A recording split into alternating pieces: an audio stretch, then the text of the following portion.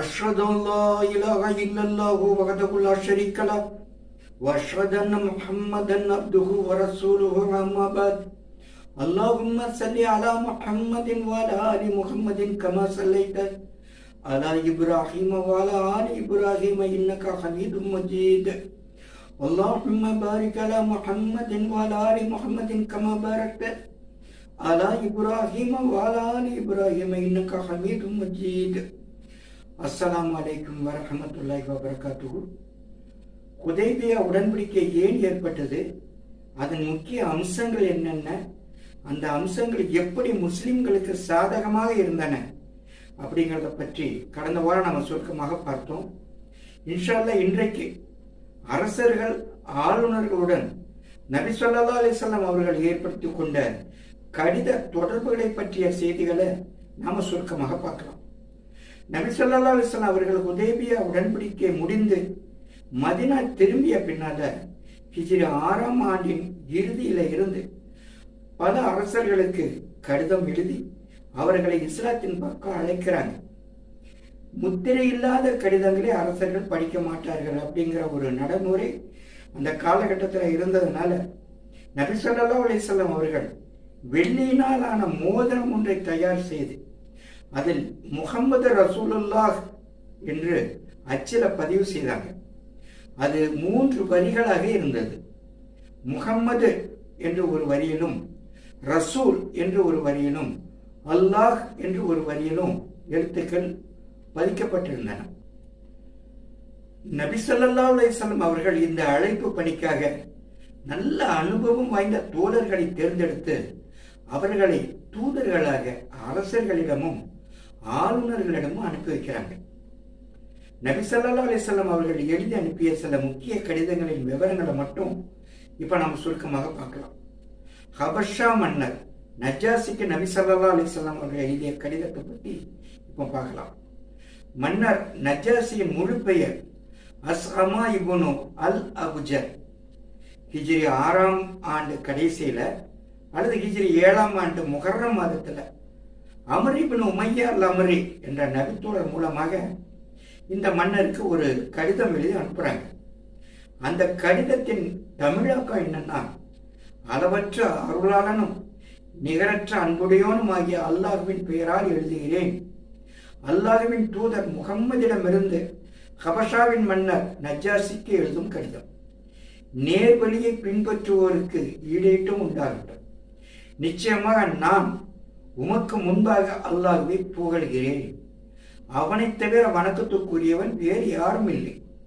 அவன்தான் அரசன். அவன் மிக தூய்மையானவன், ஈடேற்றம் வழங்குபவன், பாதுகாவலன், கண்காணிப்பவன். நிச்சயமாக மரியமின் மகன் ஈசா அலைஹிஸ்ஸலாம் அவர்கள் அல்லாஹ்வினால் படைக்கப்பட்ட உயிராகவும் அவனது வார்த்தையாகவும் இருக்கிறார். அவன்தான் அவ்வார்த்தையை பரிசுத்தமான பத்தினி மரியமுக்கு அனுப்பினான். அவர், அதாவது அந்த மரியம் அலைஹிஸ்ஸலாம், அல்லாஹ்வினால் படைக்கப்பட்ட உயிரிலிருந்தும் அவனுடைய ஊதலில் இருந்தும் உண்டான ஈசாவை தனது கர்ப்பத்தில் சுமந்தார். எவ்வாறு அல்லாஹ் ஆதமை தனது கையர்களால் விசேஷமாக படைத்தானோ அவ்வாறு ஈசாவையும் படைத்தான். தனித்தவனான துணையற்ற அல்லாஹ்வின் பக்கம் உம்மை அழைக்கிறேன். அவனுக்கு வழிபடுவதிலும் வணங்குவதிலும் நீர் எனக்கு இசைந்து என்னை பின்பற்ற வேண்டும் என்று நான் உம்மை அழைக்கிறேன். நிச்சயமாக நான் அல்லாஹ்வின் தூதராவேன். மேலும் உம்மையும் உமது படையினரையும் அல்லாஹ்வின் பக்கம் அழைக்கிறேன். நான் நிச்சயமாக எடுத்து உரைத்து விட்டேன், உமக்கு உபதேசமும் செய்துவிட்டேன். என் அறிவுரையை ஏற்றுக்கொள்வீராக. நேர்வழியை பின்பற்றியவர்களுக்கு ஈடேற்றம் உண்டாகட்டும். நபி ஸல்லல்லாஹு அலைஹி வஸல்லம் அவர்கள் இந்த கடிதத்தை அம்ர் இப்னு உமையா அவர்கள் நஜ்ஜாஷியிடம் ஒப்படைத்தவுடன் அவர் அந்த கடிதத்தை கண்ணில் ஒத்திக்கொள்கிறார். தன்னுடைய சிம்மாசனத்தை விட்டு கீழே இறங்கி பூமியில் உட்கார்ந்து ஜாபர் இப்னு அபு தாலிபின் கையில இஸ்லாத்தை தழுவுகிறார். பிறகு அவர் நபி ஸல்லல்லாஹு அலைஹி வஸல்லம் அவர்களுக்கு ஒரு கடிதம் எழுதி அனுப்புறார். அதனுடைய தமிழாக்கம் என்னன்னா, அளவற்ற அருளாளனும் நிகரற்ற அன்புடையோனும் ஆகிய அல்லாஹுவின் பெயரால் ஆரம்பிக்கிறேன். அல்லாஹுவின் தூதர் முகமதுவுக்கு அஸ்அமா நஜ்ஜாஷி எழுதுவது: அல்லாஹுவின் நபியே, அல்லாஹுவின் புறத்திலிருந்து உங்களுக்கு ஈடேற்றமும் அவனது கருணையும் அருளும் உண்டாகட்டும். அல்லாஹுவை தவிர வணக்கத்திற்குரிய இறைவன் வேறு யாரும் இல்லை. அல்லாஹுவின் தூதரே, ஈசாவை குறித்து தாங்கள் விலைக்கு கூறிய செய்தி எனக்கு கிடைச்சது. வானம் பூமியின் இறைவன் மீது சத்தியமாக, ஈசாவும் நீங்கள் கூறியதை விட ஒரு பேரிச்சம்பழத்தின் நார் அளவு கூட அதிகமாக தன்னை பற்றி கூறியதில்லை. நிச்சயமாக ஈசா நீங்கள் கூறியவாறுதான் அல்லாஹுவின் வார்த்தையால் படைக்கப்பட்டவர். நீங்கள் எங்களுக்கு அனுப்பிய விஷயங்களை நாங்கள் அறிந்து கொண்டோம். உங்கள் தந்தையின் சகோதரனின் மகனுக்கும், அதாவது ஜாஃபர் ரலியல்லாஹு அன்ஹு அவர்களுக்கும், உங்கள் தோழர்களுக்கும் விருந்தோம்பல் செய்தோம். நிச்சயமாக நீங்கள் உண்மையாளர், உண்மைப்படுத்தப்பட்டவர். நீங்கள் அல்லாஹ்வின் தூதர் என்று நான் சாட்சி கூறுகிறேன். நான் உங்களிடமும் உங்கள் தந்தையின் சகோதரனின் மகனிடமும் சத்திய வாக்குறுதி செய்து கொள்கிறேன். அகிலத்தார்களின் இறைவனுக்கு அடிபணிந்த இஸ்லாத்தை ஏற்றுக்கொள்கிறேன் என்று அவரிடம் வாக்கு பிரமாணம் செய்து கொடுக்கிறேன். இந்த செய்திகளை தவிர நபி ஸல்லல்லாஹு அலைஹி வஸல்லம் அவர்கள் தன்னுடைய கடிதத்தில் ஜாஃபர் ரலியல்லாஹு அன்ஹு அவர்களையும் அவர்களுடன் இருக்கும் முஹாஜியர்களையும் தன்னிடம் திரும்ப அனுப்புமாறு நஜ்ஜாசி மன்னரிடம் வேண்டுகோள் வச்சிருந்தாங்க. இந்த வேண்டுகோளை ஏற்ற நஜ்ஜாசி மன்னர் அமர் இப்னு உமையாவுடன் அவர்கள் அனைவரையும் 2 கப்பல்களில் அனுப்பி வைக்கிறார். அமர் ரலியல்லாஹு அன்ஹு அவர்கள் இவர்கள் அனைவரையும் அழைத்து கொண்டு நபி ஸல்லல்லாஹு அலைஹி வஸல்லம் அவர்களிடம் வந்து சேர்றாங்க. அப்போ நபி ஸல்லல்லாஹு அலைஹி வஸல்லம் அவர்கள் கைபர்ல இருக்கிறாங்க. அதன் பிறகு தபூக் போர் நடைபெற்ற காலகட்டத்தில், அதாவது ஹிஜ்ரி 9ஆம் ஆண்டு ரஜப் மாதத்தில் இந்த நஜ்ஜாசி மன்னர் வஃபாத்தாயிடுறார். இந்த செய்தியை அல்லாஹ் நபி ஸல்லல்லாஹு அலைஹி வஸல்லம் அவர்களுக்கு அறிவிச்சதுனால அவர் இறந்த அதே நாளிலேயே அந்த மரண செய்தியை நபி ஸல்லல்லாஹு அலைஹி வஸல்லம் அவர்கள் மக்களுக்கும் அறிவிச்சு அவருக்காக ஜனாசா தொழுகையும் நடத்தியிருக்காங்க. அதுபோல மிஸ்ர் நாடு, அதாவது எகிப்தின் மன்னருக்கு கடிதம் எழுதுறாங்க. அந்த கடிதத்தை ஹாதிப் இப்னு அபூ பல்தா ரலியல்லாஹு அன்ஹு அவர்கள் எடுத்துட்டு போறாங்க. எகிப்தின் மன்னரான முகௌகிஸ் என்று அழைக்கப்படும் சுரைசி இப்னு மத்தா என்பவர் அந்த கடிதத்தை வாங்கி படிக்கிறார். பிறகு ஹாதிப் ரலியல்லாஹு அன்ஹு அவர்களுக்கும் அந்த மன்னருக்கு இடையில பலவித வாக்குவாதங்கள் நடக்குது. இறுதியாக அவர் சொல்றாரு, இந்த நபியின் விஷயத்துல நான் புரிந்து கொண்டது என்னன்னா, அவர் விருப்பானவற்றை சொல்லல, அதுபோல விருப்பமான ஒன்றை அவர் தடுக்கவும் இல்லை. வழிகட்ட சூனியக்காரராகவோ அல்லது பொய் சொல்லும் கூலிக்காரராகவோ நான் அவரை எண்ண முடியல. அதோட நபித்துவத்தின் அடையாளம் அவரிடம் இருப்பதாகவே உணர்றேன் அப்படின்னு ஜாதிப் ரலியல்லாஹு அன்ஹு அவர்களிடம் சொல்லிவிட்டு நபி ஸல்லல்லாஹு அலைஹி வஸல்லம் அவர்களின் அந்த கடிதத்தை யானை தந்தத்தில் வைத்து மூடி முத்திரையிட்டு தம் அடிமை பெண்களிடம் கொடுத்து பாதுகாத்து வைக்க சொல்றார். பிறகு அரபியில் எழுதும் தம் எழுத்தாளரை அழைத்து நபி அவர்களுக்கு கடிதம் ஒன்றை எழுதுமாறு சொல்றார். அந்த கடிதத்தில் தமிழாக்க என்னன்னா, அளவற்ற அருளாளனும் நிகரற்ற அன்புடையோனும் ஆகிய அல்லாஹுவின் திருப்பெயரால் எழுதுகிறேன். அப்துல்லாவின் மகன் முகமதுவுக்கு கிப்திகளின் அரசர் முகௌகிஸ் எழுதுவது: உங்களுக்கு ஈடேற்றம் உண்டாகட்டுமாக. நான் உங்கள் கடிதத்தை படித்தேன். அதில் நீங்கள் கூறியிருந்ததையும் நீங்கள் எதன் பக்கம் அழைக்கிறீரோ அதையும் நான் புரிந்து கொண்டேன். ஒரு நபி எங்களிடம் வருவதற்கு மீதமே இருக்கிறார் என்பது எனக்கு ஏற்கனவே தெரியும். ஆனால் அவர் ஷாம் தேசத்திலிருந்து தான் வருவார் அப்படின்னு எண்ணியிருந்தேன். நான் உங்கள் தூதரை கண்ணியப்படுத்தினேன். மதிப்பும் மரியாதையும் மிக்க 2 அடிமை பெண்களையும் சில ஆடைகளையும் நான் உங்களுக்கு அனுப்பியிருக்கிறேன். நீங்கள் பயணிப்பதற்காக ஒரு கோவேறு கழுதையையும் அன்பளிப்பாக அனுப்பியிருக்கிறேன். உங்களுக்கு ஈடேற்றம் உண்டாவதாக அப்படின்னு அந்த கடிதத்தை எழுதி முடிக்கிறார். அதோடு அந்த கடிதத்தில் அவர் இஸ்லாத்தை ஏற்றுக்கொள்கிறாரா இல்லையா என்பதை பற்றி எதுவும் குறிப்பிடல. அந்த 2 அடிமை பெண்களில் ஒருவர் பெயர் மாரியா, மற்றொருவர் பெயர் சீரின். அந்த கோவேறு கழுதியின் பெயர் துல்துல். பிற்காலத்தில் ஆட்சிக்கு வந்த முஆவியா ரலியல்லாஹு அன்ஹு அவர்களின் காலம் வரை அந்த துல்துல் கோவேறு கழுதை உயிருடன் இருந்ததாக வரலாற்று ஆசிரியர்கள் சொல்றாங்க. அந்த அடிமை பெண்ணின் ஒருவரான மாரியாவை நபி ஸல்லல்லாஹு அலைஹி வஸல்லம் அவர்கள் தனக்காக வைத்துக் கொண்டார்கள். இவர் மூலம் நபி அவர்களுக்கு இப்ராஹிம் என்ற ஆண் குழந்தை பிறந்தது. மற்றொரு அடிமை பெண்ணான சீரனை நபி ஸல்லல்லாஹு அலைஹி வஸல்லம் அவர்கள் ஹஸ்ஸான் இப்னு சாபித் ரலியல்லாஹு அன்ஹு அவர்களுக்கு அன்பளிப்பாக கொடுத்து விட்டார்கள். இப்போ அதுபோல பாரசீக மன்னரான கிஸ்ராவுக்கு கடிதம் எழுதுறாங்க. இந்த கடிதத்தை அப்துல்லாஹ் இப்னு ஹுதாபா அஸ்-சஹ்மி என்ற நபி தோழர் எடுத்துட்டு போறாங்க. அவர் பஹ்ரைன் நாட்டு மன்னரிடம் அந்த கடிதத்தை கொடுக்கிறாங்க. அவர் அந்த கடிதத்தை தன்னுடைய ஆள் மூலமாக கிஸ்ராவிடம் அனுப்பினாரா அல்லது அப்துல்லாவே நேரடியாக கிஸ்ராவிடம் கொடுத்தாரா என்ற விவரம் தெளிவாக வரலாற்று நூல்களில் குறிப்பிடப்படலை. எது எப்படி இருந்தாலும் முடிவில் அந்த கடிதத்தை கிஸ்ரா படித்துவிட்டு கிழித்து வீசி விடுகிறார். பிறகு அவர் கோபத்தின் உச்சிக்கு போய், என் குடிமக்கள்ல ஒரு கேவலமான அடிமை என் பெயருக்கு முன் அவரது பெயரை எழுதுவதா அப்படின்னு கோபத்தில் கேட்கிறார். இந்த செய்தி நபி ஸல்லல்லாஹு அலைஹி வஸல்லம் அவர்களுக்கு சொல்லப்படுது. அதற்கு அவங்க அல்லாஹ் அவன் ஆட்சியை கிழித்தெறியட்டும் அப்படின்னு சொல்றாங்க. அவ்வாறே நடக்கவும் செய்யுது. இதன் பின் கிஸ்ரா யமன் தேசத்தில் உள்ள தம் கவர்னர் பாதான் என்பவருக்கு ஒரு கடிதம் எழுதுகிறார். அதுல ஹிஜாஸில் உள்ள இவரிடம் நல்ல துணிச்சலான 2 வீரர்களை அனுப்பி வைங்க, அவர்கள் என்னிடம் அவரை கொண்டு வரட்டும் அப்படின்னு குறிப்பிடுறார். இந்த கடிதம் கிடைச்ச உடனே கவர்னர் பாதான் தன்னிடம் உள்ள 2 வீரர்களை தேர்ந்தெடுத்து அவர்களிடம் ஒரு கடிதம் கொடுத்து நபி ஸல்லல்லாஹு அலைஹி வஸல்லம் அவர்களிடம் அனுப்பி வைக்கிறார்.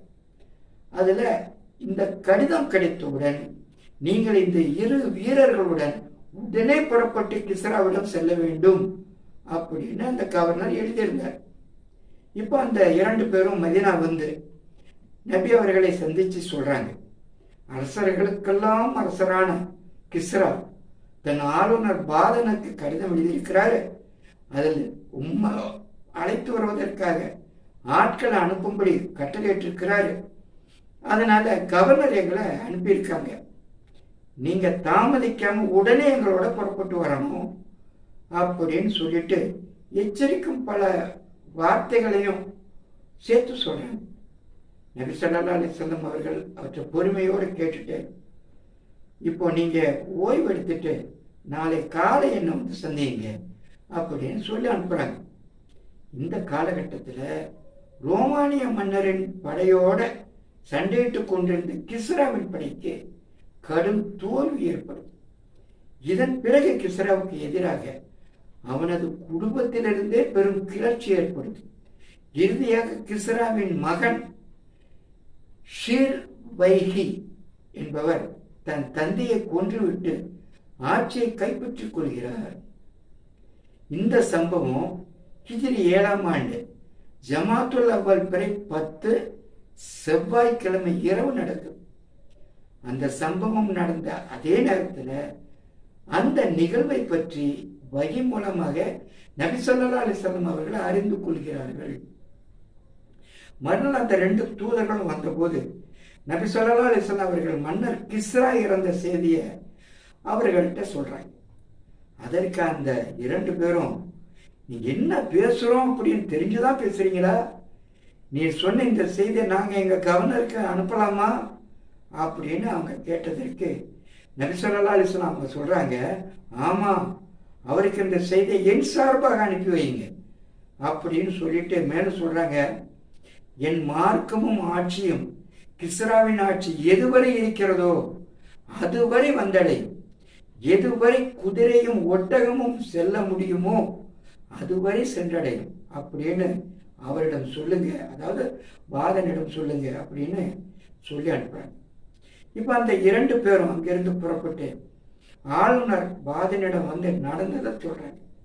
சிறிது நேரத்துல கிஸ்ராவிடம் இருந்து ஆட்சியை பறித்த அவருடைய மகன் சீர்வைகியிடமிருந்து ஒரு கடிதம் ஆளுநருக்கு வருது. அதுல நான் என் தந்தையை கொன்றுவிட்டேன். என் தந்தை அவர் கடிதத்துல குறிப்பிட்ட அந்த மனிதர் விஷயத்தில், அதாவது முகமது நபி விஷயத்தில், என் அடுத்த கட்டளை வரும் வரை சற்று பொறுங்கள் அப்படின்னு எழுதப்பட்டிருந்தது. அதுபோல ரோம நாட்டு மன்னரான ஹெராக்குலஸுக்கு கடிதம் எழுதுறாங்க. நபி ஸல்லல்லாஹு அலைஹி வஸல்லம் அவர்கள் அந்த கடிதத்தை திஹ்யா இப்னு கலீஃபா அல் கல்பி என்ற சஹாபியிடம் கொடுத்து, நீங்க இந்த கடிதத்தை புஸ்ராவின் கவர்னரிடம் கொடுங்க, அவர் அந்த கடிதத்தை மன்னரிடம் கொடுக்கட்டும் அப்படின்னு சொல்லி அனுப்புறாங்க. இந்த சம்பவம் தொடர்பாக இமாம் புகாரி ரஹ்மத்துல்லாஹி அலைஹி அவர்கள் அறிவிக்கக்கூடிய ஒரு நீண்ட அறிவிப்பை இப்ப நம்ம பார்க்கலாம். ஹுதைபியா ஒப்பந்தத்திற்கு பிறகு அபு சுபையானும் அவரது வணிக தோழர்களும் ஷாம் நாட்டில், அதாவது சிரியாவில் வியாபாரம் செய்வதற்காக வந்திருந்த நேரம் அது. ஹெராக்குலஸ் மன்னரும் ரோமிலிருந்து வந்து அந்த நேரத்தில் ஷாமில் முகாமிட்டிருக்கிறார். இந்த சமயத்துல தான் நபி ஸல்லல்லாஹு அலைஹி வஸல்லம் அவருடைய கடிதம் மன்னர்கிட்ட வந்து சேருது. அந்த நேரத்துல மக்காவிலிருந்து அபு சுபையான் தலைமையில ஒரு வியாபார குழு வந்திருக்கிற செய்தியை தெரிந்து கொண்ட மன்னர் பெருந்தலைவர்கள் எல்லாம் கூடியிருக்கக்கூடிய மஸ்ஜிதுல் அக்ஸாவிற்கு வரும்படி அபு சுபையானுக்கும் அவரது தோழர்களுக்கும் அழைப்பு கொடுக்கிறார். அந்த அழைப்பை ஏற்று அவர்கள் வந்த பிறகு மன்னருக்கும் அபு சுபியானுக்கும் இடையே நடைபெற்ற உரையாடலை இப்ப நம்ம பார்க்கலாம். உரையாடலுக்கு முன் மன்னர் தன் மொழிபெயர்ப்பாளரையும் சபைக்கு வரவழைக்கிறார். இப்ப மன்னர் அந்த வியாபார குழுவை பார்த்து கேட்கிறார், தன்னை நபி என்று சொல்லக்கூடிய அந்த மனிதருக்கு உங்கள யார் மிக நெருக்கமான உறவினர்? அதற்கு அபு சுபையான் இப்ப பதில் சொல்றார், அவருக்கு மிக நெருக்கமான உறவினர் நான் தான். மன்னர் இப்போ கட்டளையிடுறாரு, அவரை, அதாவது அபு சுபையான எனக்கு முன்னால வர சொல்லுங்க, அவருடைய தோழர்களை அவருக்கு பின்னால் இருக்க சொல்லுங்க அப்படின்னு சொல்லிட்டு அபு சுபையானுடைய தோழர்களை பார்த்து சொல்றார், தன்னை நபி என்று சொல்லும் மனிதரை பற்றி இவற்றை, அதாவது அபு சுபையானிடம் நான் சில கேள்விகள் கேட்பேன், அவர் அதற்கு என்னிடம் பொய் சொன்னால் நீங்க இவர் பொய் சொல்றாரு அப்படின்னு சொல்லணும் அப்படின்னு அந்த தோழர்கள்ட்ட சொல்லிட்டு அபு சுபையான பார்த்து மன்னர் கேட்கிறார், உங்கள அந்த மனிதருடைய குடும்பம் எப்படிப்பட்டது? அதற்கு அபு சுபையான் சொல்றாரு, அவர் எங்களில் உள்ள நல்ல குடும்பத்தை சேர்ந்தவர். இப்ப மன்னர் கேட்கிறார், இதற்கு முன்பாக இறைவன் ஒருவன், அவனது தூதர் தான் நான் அப்படின்னு அப்படிங்கிற வார்த்தையை உங்கள வேற யாராவது சொல்லியிருக்காங்களா? அபு சுபையான் சொல்றார், இல்ல. இவரது முன்னோர்கள் யாராவது அரசராக இருந்திருக்கிறாங்களா? இல்ல. இவரை பின்பற்றுபவர்கள் மக்களில் சிறந்தவர்களா அல்லது வறுமையில் உள்ள எளியவர்களா? எளியவர்கள் தான் பின்பற்றாங்க. அவர்கள் அதிகமாக இருக்கிறாங்களா அல்லது குறையிறாங்களா? அவங்க கூடிக்கிட்டே போறாங்க. அவரது மார்க்கத்தில் சேர்ந்த பின்பு யாராவது அவரது மார்க்கத்தின் மீது வெறுப்பு ஏற்பட்டு மதம் மாறி இருக்காங்களா? அபு சுபையான் சொல்றார், இல்ல. இப்ப மன்னர் கேட்கிறார், அவர் மோசடி செய்தது உண்டா? இல்ல, நாங்க அவரிடம் தற்போது ஒரு உடன்படிக்கை செய்திருக்கிறோம், அதன்படி அவர் செயல்படுவாரா அல்லது மாட்டாரா என்று எங்களுக்கு தெரியாது. இப்ப மன்னர் கேட்கிறார், அவரிடம் நீங்கள் போர் செய்திருக்கிறீர்களா? ஆமா. அவர்களுடன் நீங்கள் செய்த போரின் முடிவு எப்படி இருந்துச்சு? அதுக்கு அபு சுபையான் சொல்றார், அவருக்கும் எங்களுக்கும் இடையே போர் ஏற்ற இறக்கமாக இருந்தது. ஒரு சமயம் அவர் எங்களை வெல்வார், சில நேரம் நாங்கள் அவரை வெல்வோம். அவர் உங்களுக்கு என்ன கட்டளை இடுகிறார்?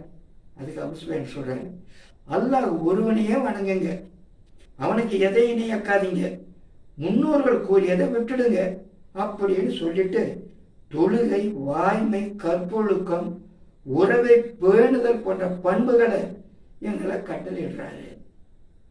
இப்போ அபு சுபையான் கூறிய பதில்களை ஆழ்ந்து சிந்திச்ச அந்த மன்னர் தன் மொழிபெயர்ப்பாளரிடம் தான் இனி பேசுவதை மொழிபெயர்த்து அபு சுபையான்ட்ட சொல்லுமாறு கட்டளையிடுறார். இப்ப மன்னர் சொல்றார், உம்மிடம் அவரது குடும்பத்தை பற்றி கேட்டேன், அவர் உங்களின் நல்ல குடும்பத்தை சேர்ந்தவர் அப்படின்னு சொன்னீங்க. இவ்வாறு தான் இறை தூதர்கள் சமுதாயத்தில் நல்ல குடும்பத்தில் அனுப்பப்படுவாங்க. அடுத்து உம்மிடம் இதற்கு முன்பு இறைவன் ஒருவன், அவனது தூதர் நான் தான் என்ற வார்த்தையை வேற யாராவது சொல்லியிருக்காங்களா அப்படின்னு நான் கேட்டதற்கு நீர் இல்லை என்று சொன்னீர். இந்த வார்த்தை இதற்கு முன்பு யாராவது சொல்லியிருந்தால் அவரை பின்பற்றி இவரும் கேள்விப்பட்டதை சொன்னாரு அப்படின்னு நான் சொல்லியிருப்பேன். அடுத்து உம்மிடம் இவரது முன்னோர்கள்ல யாராவது அரசராக இருந்தாரா அப்படின்னு நான் கேட்டதற்கு நீர் இல்லை என்று சொன்னீர். அப்படி இவரது முன்னோர்கள்ல யாராவது மன்னராக இருந்திருந்தால் அவருடைய முன்னோரின் ஆட்சியை பெறுவதற்காக இவர் ஆசைப்படுகிறார் அப்படின்னு சொல்லியிருப்பேன். அடுத்து உம்மிடம் இறைவன் ஒருவன், அவனது தூதர் நான் தான் என்ற இந்த வார்த்தைகளை சொல்வதற்கு முன்பு அவர் பொய் சொல்பவர் என்று சந்தேகப்பட்டதுண்டா அப்படின்னு கேட்டேன். அதற்கு நீர் இல்லை அப்படின்னு சொன்னீர்.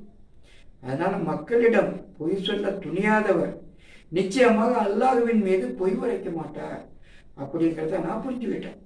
அடுத்து அவரை பின்பற்றுபவர்கள் மக்களில் சிறந்தவர்களாக இருந்தார்களா அல்லது எளியவர்களாக இருந்தார்களா அப்படின்னு நான் உம்மிடம் கேட்டதற்கு அவரை சாதாரண எளிய மக்கள் தான் பின்பற்றுகிறார்கள் அப்படின்னு நீர் சொன்னீர்.